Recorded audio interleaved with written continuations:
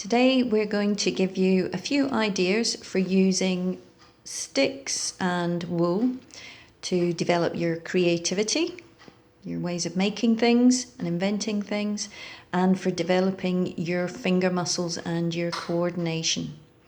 I've gathered together some sticks that I might have found in the garden or on a walk. I've even added in a very old wooden spoon that's about to go in the bin. But there's sticks of different lengths, different colours, different widths, and some very different shapes. This one has got a nice joint in it, so it's 2 sticks for the price of 1 already stuck together. Now the first thing that you might want to try out is winding wool around a stick.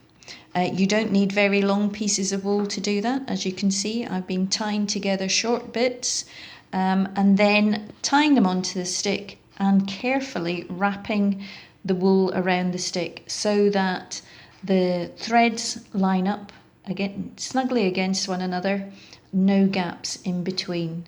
And I can keep doing that for as long as I like. I could go the full length of the stick.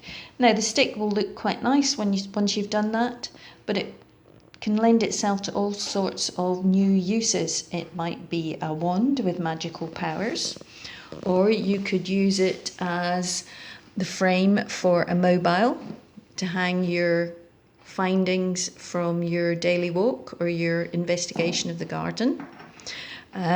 If I had made 4 of these sticks, they would make a very nice picture frame if I lash them together at the corners into a rectangular shape. And it could be a picture frame for some of my own artwork. With this wool and these 3 sticks, I have lashed them together. That means tied them at the corners to form a triangle. And then I've taken a long piece of wool and I've just started wrapping it around the triangle in kind of random directions, and I've made in the process some very interesting shapes, and crossing over you can see triangles, polygons, all kinds of shapes in there. Now that looks quite interesting on its own as a piece of stick weaving, but if you take it out with you on a walk, you could use that as a way to save your findings, feathers, nice looking leaves, as you tuck them in between the crossed over pieces of wool.